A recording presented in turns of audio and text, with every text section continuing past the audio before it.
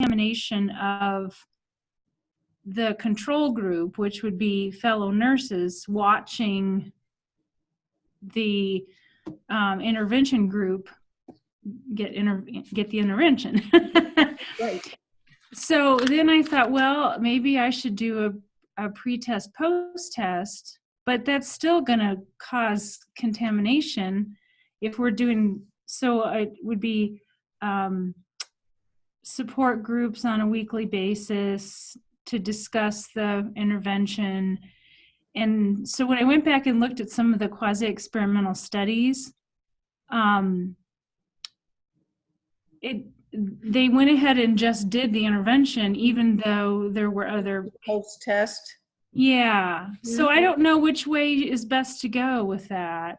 So it's probably a little bit stronger to have a pre-test, post-test, and let people serve as their own control if you can do that without the issue of contamination. But if you can't, you just explain that as your rationale for the design, and then you could just do a post-test. So yeah, you could do it either way. Okay. Okay. Say just a little bit more about how the pre-test would cause contamination. Well, I found a tool that it assesses all of, so I was going to give it to all of the participants, the potential participants, and it assesses their willingness to learn something new. And try to then purposefully assign, not randomly, but I didn't want one group to be like, oh, these people are all willing to learn and this group isn't. And so I would try to divide it evenly. And that would be why they would each know about one another. Each group would know about. So you're still talking about two groups? Yeah. Well, no, I guess I wouldn't have to do that. It's really, so then it would just be that one group with the pre-test, post-test. Yeah. And who is your mentor? Kathy Oman. Yeah. I would definitely run things by Kathy just to see what her thoughts are. But you absolutely can do, there is a quasi-experimental, there's really an experimental design where you can randomize the treatment and control and just do a post-test if there's rationale for why you can't do pre-post. So, so you can definitely do a quasi-experimental design and just do the post-test as well, one group post-test, if the pre-test would somehow cause a problem.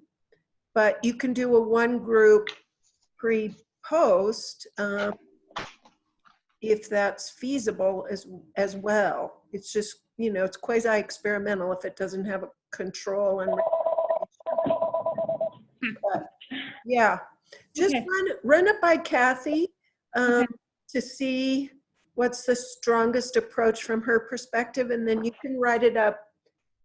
Any of those ways are fine for this class. Okay. Yeah. Okay, thank you. That's helpful. I just needed to think through that. Yeah.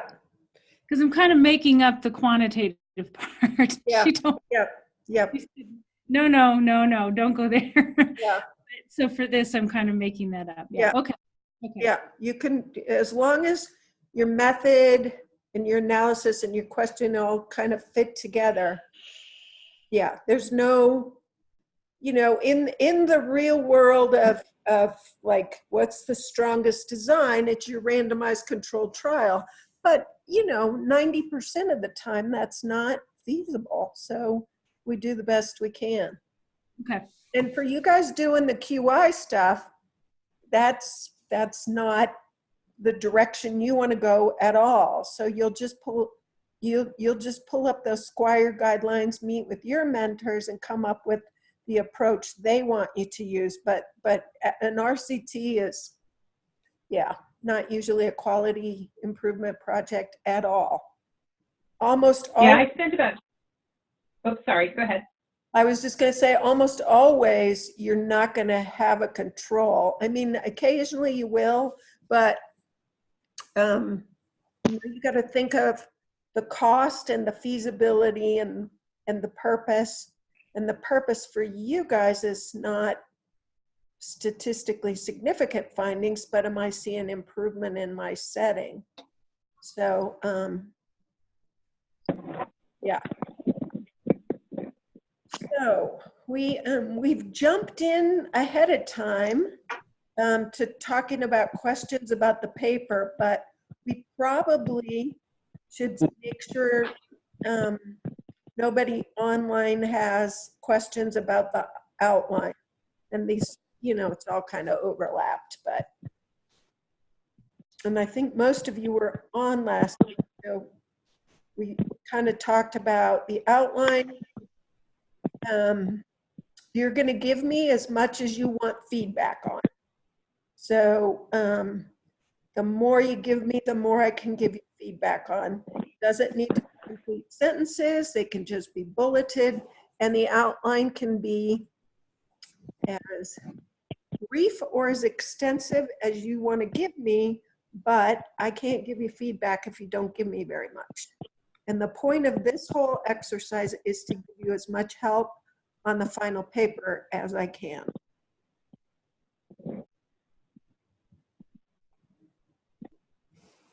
So, questions on the outline or additional questions on the paper? Definitely run it by your mentors because what I would like this not to be a total waste of your time. So whatever design you decide on with your mentors is the right approach for this. And again, the DNP students can absolutely do UI and the outline appropriate for QI. And I would definitely talk about the approach with your mentors.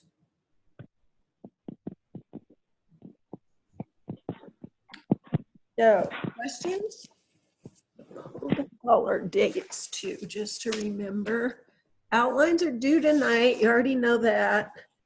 Then there's the analysis on the 18th, and we will have a virtual meeting on the 18th. And then the papers, you know, are not due until December 2nd. So you have a little time, but hope you can do these things now. So, questions?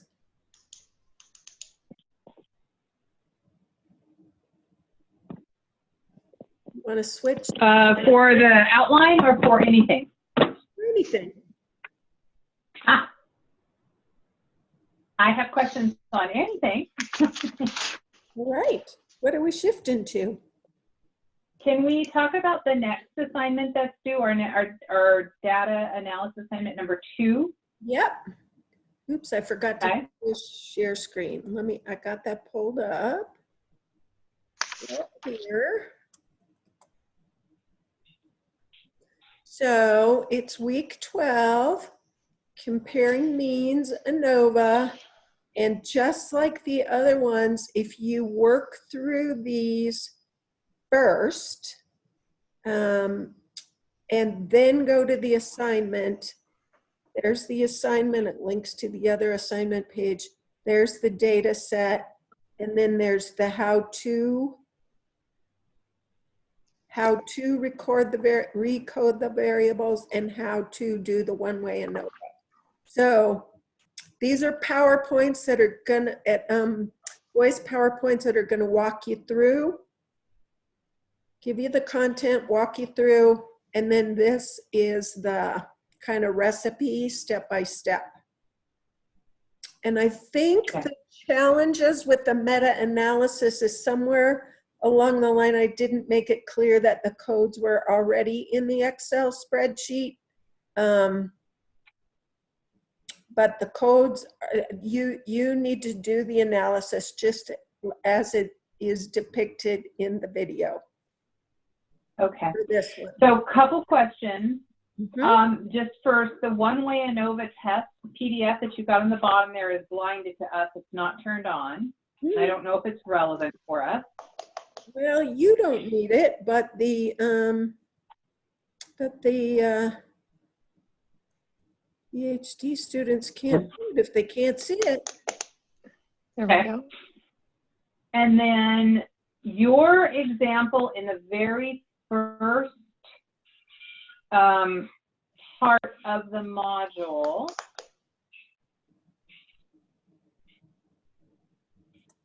which may or may not, I mean, it may be relevant for later, but that looks at doing your, you go to analyze, and then you go to the GLM, and then you're in your example, in your overview, Mhm. you actually select repeated measures. But in his GLM, he does univariate. Yeah, and the really tricky thing about many of these things in SPSS is there's multiple ways to get there and still come up with the same results. So Okay. So he's talking about general linear model, but as he walks through that, he tells you that it's the basis for ANOVA. So you can actually go into SPSS and you can do it a couple different ways. Yeah, and he showed us in his demonstration, he showed how to do it both in a I think in a regression and then also in the univariate. But the reason I'm asking is because in the SPSS base pack, you do not have an option to do anything other than univariate. You do not have the repeated measure. Right. So I didn't know if it mattered. Yeah, remember I said you have to have the grad pack in order to do these assignments? That's what it is. It's the grad pack, but it's the base grad pack, not the premium grad pack. Well, Not the free one. you can't use the free one in this course. No, it's not the free one. It is the most up-to-date version of the grad pack base. And then there's a grad pack premium. The grad pack base, which is there's a fee for it, does not have the repeated measures. So I just want to be clear that we need to do the repeated measures, because then I'll go out and get that one too. So if you look at, Mine is 26, version 26. Is uh-huh, that right? Fine. Yeah. Yeah. It looks a little different. There's a couple of different. yeah, they change it. They keep switching it up so it does look a little different. You're absolutely right. But still should work. Why am I having? It worked fine. It just doesn't give me the option of doing repeated measures. So, and I didn't have any trouble with it not getting the summary of the data. Yep. So, for this particular assignment, you're asked to create the dummy variables and do the ANOVA analysis. And in the assignment, it talks about going through and following his example. So, and I apologize, I was unaware that there were 2 grad packs. I thought the one was adequate. I think they have 3 different versions. That's okay. I mean, it is what it is. I just want to understand so I don't, and again, I was following him because that's what we were supposed to do. So I followed him and he did the univariate for his, but you and yours did did the repeated measures. And Yeah. I just wanted to make sure I didn't do the wrong thing. I mean, I followed his step by step. Great. And was the version of the grad pack you have adequate to do it? Got me the same results. Okay. So I believe yes, but I'm not sure if coming up I will definitely need to see repeated. And, you know, again, I'm the DNP, so I don't have to do this. It's just that I want to learn as well. So Looks like poor Carrie has to put up with me. She has a lot. So it seemed kind of, I think that was the question, like we go through the process and we have the same thing. And so then we're supposed to, the directions were to take the syntax. I was just looking at those. Yeah, so originally, Ollie was a person who worked in the CNRS lab and would be a consultant to students. And for whatever reason, he wanted you to copy the syntax. I mean, I know why he wanted, because as he was helping with your projects, he thought that was a useful skill. But as you look at the assignment, I really want you to do the analysis and interpret it. So as you look at the components of it, you're gonna use that tooth growth data set and create the dummy variables for dose and copy your syntax into the assignment so that you do that. But the other thing I want you to do is go ahead and conduct the analysis to see if there are differences in the tooth growth with the multiple factors. And then the DMP and PhD are going to work together to interpret the findings. And then these are going to speak to the clinical significance of this. And this is an animal study. So you're going to have to say, if we translated this to humans, would it have any, I mean, is there any reason to do that? Is there, what's the clinical significance of this? So I'm asking you to do just, I mean, he still walks you through it, but I'm asking you to go ahead and do the analysis and interpret it. And what he says to submit is just step one. Okay. And then doing step one, which is, you know, you've given us a lot of information there on how to do that, so that's fantastic. There are a couple different ways to do it and get the same results. What I'm not clear about is how to actually, there's no output because you're not running any data, you're just recoding. So you're gonna recode and then you're gonna copy your syntax. That's what you're gonna. What does that mean? What's that? What does that mean when you say copy your syntax? So in SPSS, it's the coding that comes up when you recode the variables. And he shows you where it is in the video. Okay, I don't remember seeing that. Okay. And then you're going to go ahead and run the analysis, and then you'll get a printout. And then that's what you guys should interpret, and then talk about the clinical significance of this animal study findings, like the so what. When we do the analysis, do you want the analysis on the recoded or the original? Yeah, you're going to recode first, then you're going to analyze, and then you're going to interpret. So, yeah. So that's where the syntax then will be that first bit of information. So we're not copying something new. It'll just be in there. Okay. He shows you exactly how to do it. Okay.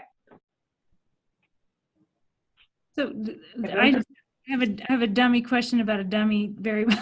Okay. So he starts to go in and show us about how to do dummy variables, and then he says, "Well, you know what? I'm not going to do that." because the data set is already from a bank of, that you can go in and just, so is that really what the dummy variables are?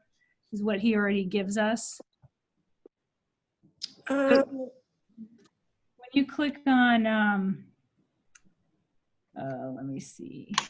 You need to recode the variables. Let's see, let's go back up here.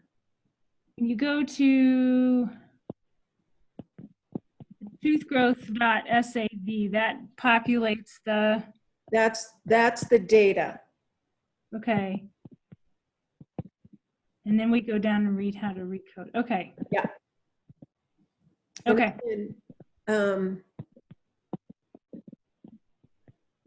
And I can actually now see the other one too, the ANOVA. Okay. So I can see that now too. Okay. Okay. All right. Got it.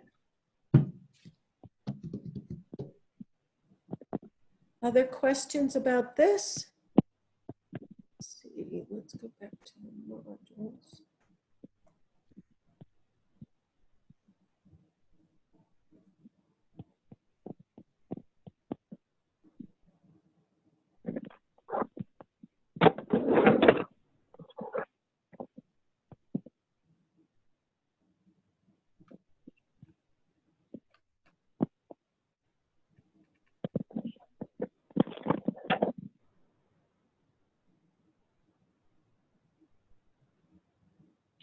See, so in number 3, it says, and I haven't gotten as far as number 3. Yep. But it says repeated measures. So if we truly need the repeated measures SPSS, it's good to know that to do number 3 for the NICU data set. Yep. And you're going to do logistic regression for number 4. So so those are the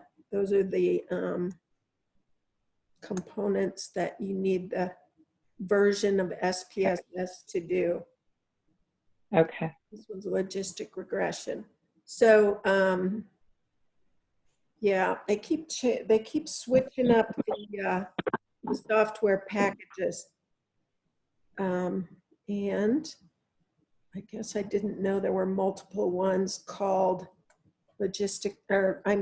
multiple ones called GradPack.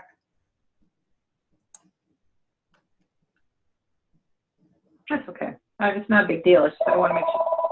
Sorry, I just want to make sure I have the right one. Yep.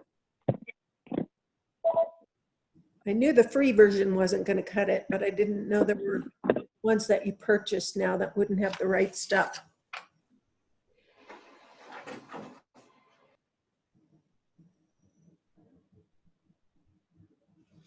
So, other questions about these?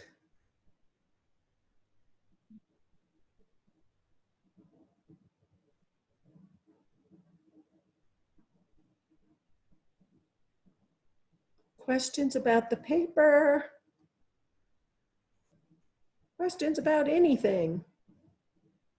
You're going now we won't have another meeting for 2 weeks, correct? That is correct. Well, let's see. Today's the 4th. Our next one is on the 18th. And Okay. that analysis assignment is due on the 18th. I'm actually out of the country from the 8th to the 15th and probably will have very limited access to email. So Okay. if you have And then, questions go ahead. Sorry. this week, I'll try to get right back to you. If you have questions while I'm gone, I will get back to you when I get back. But don't freak out. If you have a question that you feel like has to be answered before you can do this, I haven't penalized you for if you needed another day. So you can ask those questions Saturday night when I get back, and then hand it in later if you need to. Were you going to, I know it's a lot to ask because you have a lot to grade, but were you going to try and give us our feedback on our outlines prior to leaving? Yes, ma'am. I have that. I have my schedule blocked out. on Wednesday to do that. So Okay. as long as people get them handed in on time, I will absolutely be given feedback. And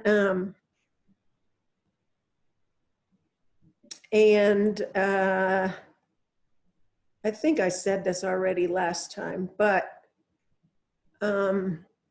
I give you full credit for this if you do it, but I give you lots of feedback to help you really fill in any gaps in the paper. So even if you get a 5 on the outline, make sure you pay attention to what I give you for feedback for the paper. Got it. Thank you. A 5 on the outline doesn't mean I didn't have some ideas of what you should include in the paper. I guess that's what I'm trying to say. Got it.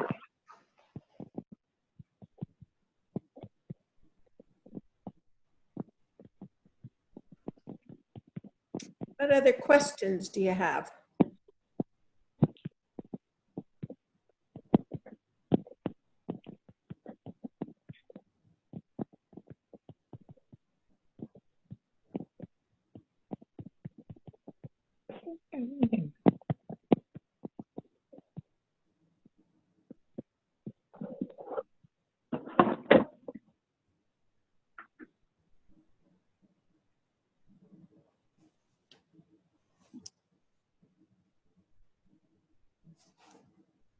Nothing? Well, I have a quick question. I went to the, oh, I'm sorry, my brain's not working. To the, is it the STARD website, the one that told us exactly how to look through? And so observational didn't seem right, but You're really looking at an intervention, right? yeah, So it's quasi-experimental if you don't have a control and you don't have randomization. right. So yeah, because you have an intervention and you want to evaluate the effectiveness or the efficacy of that intervention, you're going to call it quasi-experimental. Okay. Now, for the quality improvement, you'll use the Squire guidelines, and you guys will, it's okay to use that kind of language, that it's quality improvement. If you're doing time series or whatever, repeated measures, whatever, however you want to describe what you want. But yours does not have to have a control group, doesn't really, I mean, depending on what you're proposing, does not have to really specifically, you have something that you're trying to achieve, but it might not even be a formal intervention. And again, your mentors will guide you on how they like to see those done. I had a nice conversation with Peggy a couple days ago, and we were looking at just kind of collaborating over my outline, making sure it's in line with my project. And she had the realization that from a D&T perspective, we have not had any quality improvement courses yet, and we aren't going to get them until we're into our project next semester, the semester after. So some of the language is foreign. I mean, it's not foreign for me in practice, but it's limited as far as what all I know. Right? So certainly my outline, you may read it and go, oh, but you should think of this and that. I may not know, and so I'll welcome that feedback. Yep. She and I actually chatted a little bit about that today, that, you know, that for you guys, this paper, you haven't had all the content that's going to be, you know, you're going to tweak this as you take those project courses. And I know that, she knows that, and it's going to be okay. You're going to get graded on the paper for where you're at. And I get that you haven't had those courses yet.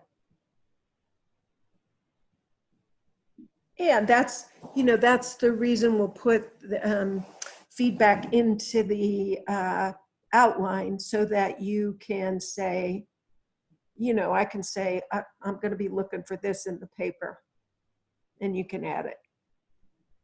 Great, thank you. Mhm.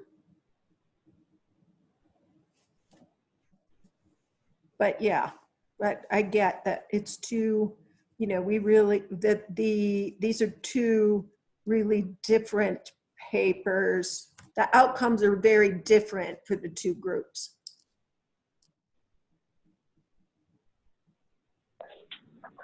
But I'm hoping useful to both groups so that you can take it and build. Oops, what did I do? I guess we can just do that. I'm hoping useful for either your project or your dissertation, whichever you're working on. So any additional questions, concerns? You know, I didn't get many questions after you got the graded meta-analysis back, but it did become clear to me as I looked at those that I must not have made it clear that the formulas were in that Excel spreadsheet. So you didn't have to do the hand calculation. And I'm sorry that it sounds like many of the groups spend a lot of time trying to do the hand calculations, but in reality, those were in the Excel spreadsheet. So I will redo the video that goes with that so that you're not spending a lot of time trying to calculate things that we already had plugged that formula in for you. But people interpreted things perfectly and did a nice job with that. And I know you spent a good amount of time on it. I hope that some of you will be able to actually do some of that in the future. I think that's an appropriate skill for both groups to have, to put together a meta-analysis. Here's what we know from all the studies that have been done on this area of interest. So it's not meant as just torture.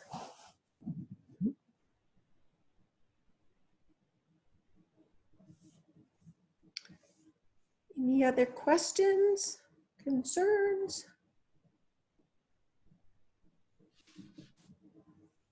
Oh, thank you. Yep. Kind of scary to think that at least for me, I'm kind of on the brink of designing this. Like, oh, this is really gonna move forward. Yep. You know, I'm at that phase in the second year where it's like Yikes. really starting to step out onto the edge a little bit, and so it's challenging, but it's also in a good way. It's very helpful. Yeah, it's exciting to me to see where all of you are going, whether it's the project or the dissertation. This is, you know, all this hard work that you've done all along is leading up to something that is going to mean something. It's going to accomplish something, and Yeah. I'm excited about the work you're proposing. So Yeah. even if Kathy won't let you make it mixed methods. Maybe in the future, something similar. Step two, Later. next Yeah. post-grad. Exactly. Yep. Yeah. Good. Thank you. Anything else before we sign off? No? All right, I see Thank lots you. shaking the heads no. So have a good night, everybody. Have a safe trip. Yeah. Enjoy. Yeah. Thanks. Definitely. See you in 2 weeks. All right. Okay, Take care. bye. Bye.